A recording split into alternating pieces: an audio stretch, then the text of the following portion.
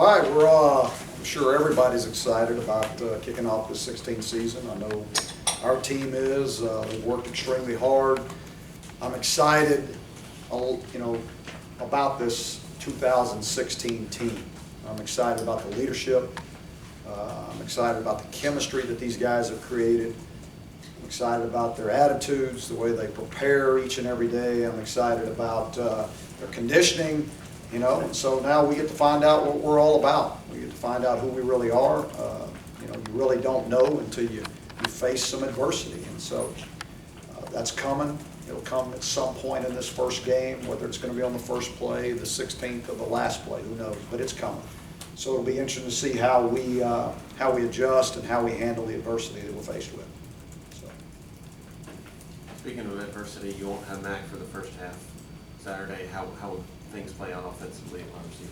Well, we've been preparing for that this whole camp.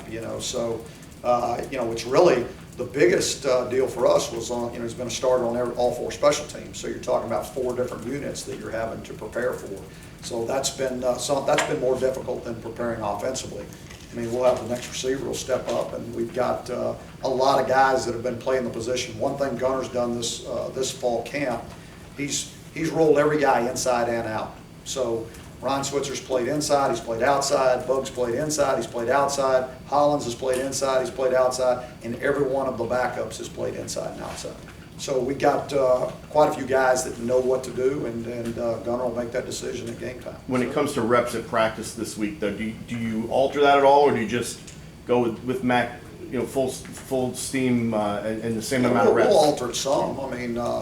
Special teams wise, we'll alter it quite a bit because those guys, Mac knows. He's been a starter now for 4 years on special teams, so I'm not really as concerned there. So those other guys need the reps. We've started pulling back on some of Mac's reps, starting when we started preparing for Georgia. And it's not to take away from him, it's to get the next guys ready and to make sure they're prepared. Where will he be missed the most on special teams? Leadership. He's the guy that's been out there the most. He's the guy that understands the effort and the intensity that it takes on each and every snap. And basically, our motto, it's one play and out. You're out here for one play, and then you're off the field. And so it's giving everything that you got for that one play as long as it lasts. Is there one player or multiple players that are going to fill in for? It'll be multiple. Not one guy is going to start in all 4 spots behind him. No. Mac's pretty unique talent as far as what he can do on special teams. So, I'd have to look at it, but I'm thinking it's 4 different guys. 4 different guys. So you got another guy that does that, start on all 4? We may. I hadn't. Not many though. No. I've never had more than. I don't think I've ever had. I really would love to go into a season with having about 4 guys that could play on all 4 and start on all 4 special teams units. That's pretty special. That's a pretty elite group that can do that.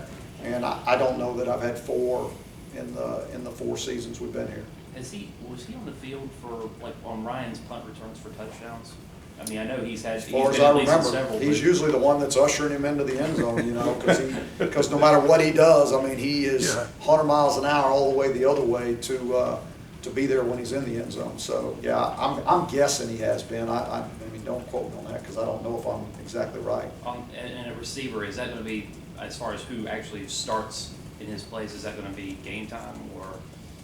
Well, I'm sure we'll know before the game. But we haven't finalized that as far as how we're going to start. It could be anybody really right now that could be in that position. So, it's a little bit unknown right now. Did somebody step up and separate themselves at that right guard spot?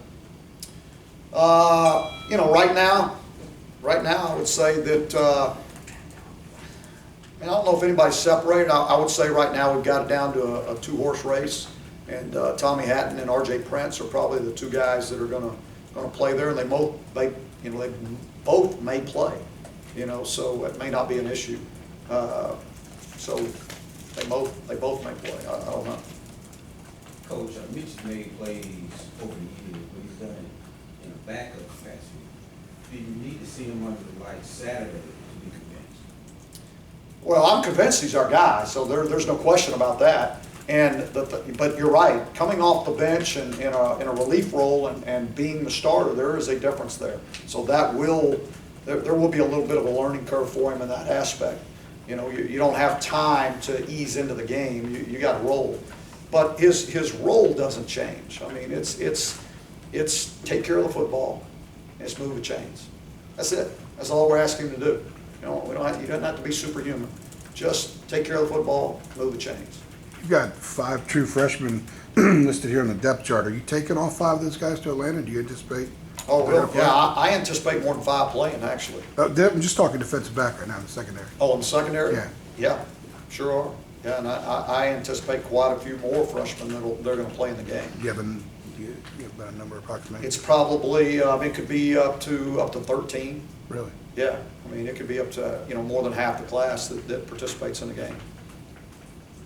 Is that a statement on how good these kids are, or is it a need that they're filling? I think it's both. I think this class is pretty special. I mean, and they've shown that through camp all the way through, and the way they've prepared themselves. And so, yeah, I think there's some very talented young guys in that class, and I think they're prepared to help. And in some instances, we've got some holes that we need to fill, and they got to go. They got to be ready to go. You have Orr at punter for all 3 guys. What's the situation there? It's or. We're gonna put one out there on the first time we punt. I don't know which one it's gonna be yet. Are you confident that Sheldon is ready to go into a game situation, especially what you're going to deal with on Saturday? I don't know. I don't have a lot of confidence in anything right now. But in terms of taking the next step, which we talked about, how important is just what you guys said? Yeah, it's a big game. It's against a great opponent. They got great tradition. I mean, they're well known.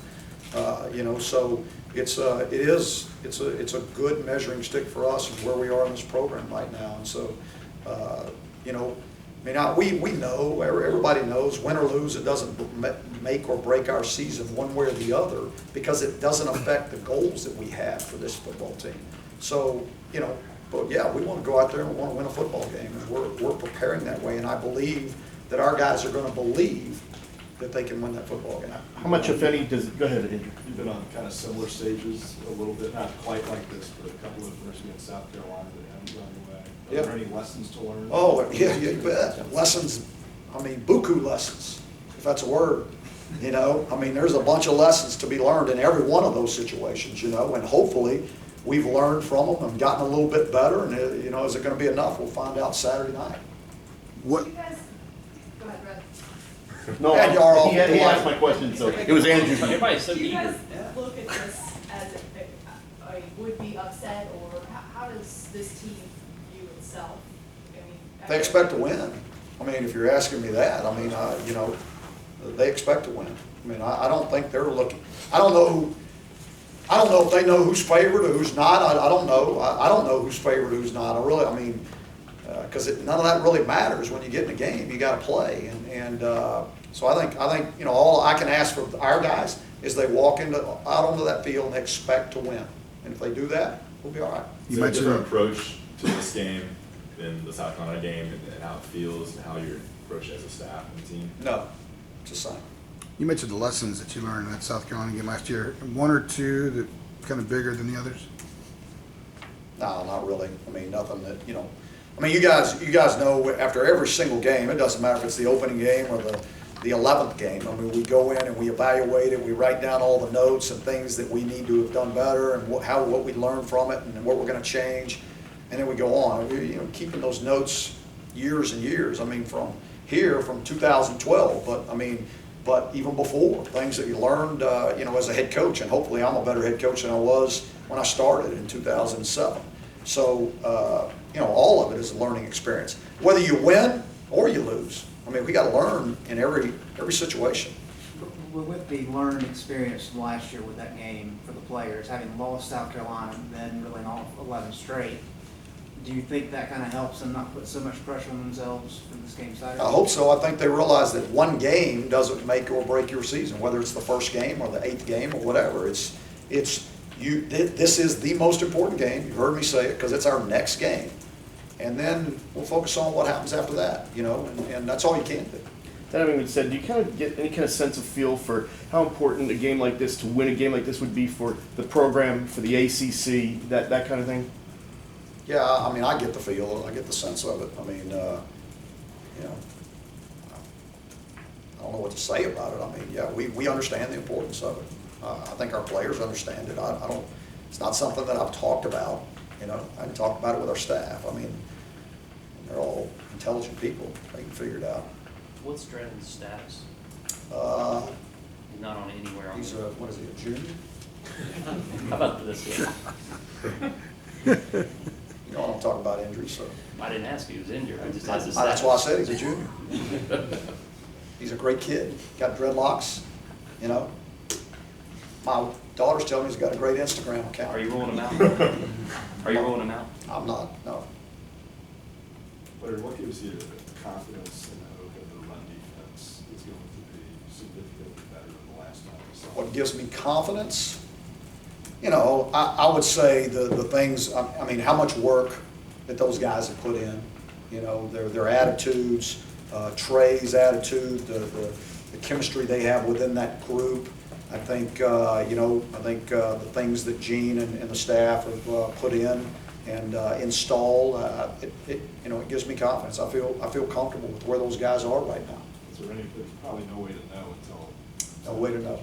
No way to know. They've been a little bit coy about Nick Chubb as well, whether he's going to play there. Yeah, I mean, you know this, guys. I don't think, I may be wrong, so this may not be right, but since I've been here, I don't think there's been a year that Georgia hadn't been in the top 10 in the recruiting rankings, right? I mean, they got players. There's going to be a tailback back here that can go. There's going to be an offensive line that can go. There's going to be a quarterback, whoever it is, he can go, you know. Same thing on defense. And they got players, you know, so it really doesn't matter. I mean, for us, it's making sure that our guys know what to do. We're fresh. We play fast. You know, we don't have to think. If we do that, we'll see. How do you prepare for a team that might have a quarterback set right now? I mean, you don't change your preparation. You know, this is, you know, the toughest thing in this game is not trying to figure out the personnel. It's trying to figure out schemes. You know, that is by far the most difficult thing that we're dealing with. You know, is because, and not only just offense and defensively, you're talking about all the special teams too. I mean, so if you're not careful, you start chasing ghosts and you start creating more things for your guys to think about. And then the next thing you know, they've got this, you know, head full of stuff and they don't move around very fast. You know, and they're trying to process everything. We want them to play, so we want to. Less is more. That's the best way to say it. Less is more. So the fewer things we do in this game, the better chance we've got, I believe. Your linebackers and defensive backs have said they have a greater grasp of Gene's scheme in the second year. Have you seen that show up in scrimmages and 2 minutes? No doubt, and the reason I say that is because how much more they've installed. I mean, last year they couldn't have installed as much as they put in. There's no way. Now, the guys understand it, they understood the base, so now you can move forward. You can go to the next step and the next progression with the defense. Have you seen, are they making more plays because of that? You mean individually or? Like interceptions, have you seen more tip balls and pass breakups? That would be hard to say in camp. I mean, you know, I couldn't tell you what day is what during camp. I mean, it's just, you know, one day runs into the next one and, you know, it's, there's a lot of plays made and there's a lot of plays not made in camp. I mean, I just, you know, I don't have very good memory. We good? All right, thank y'all.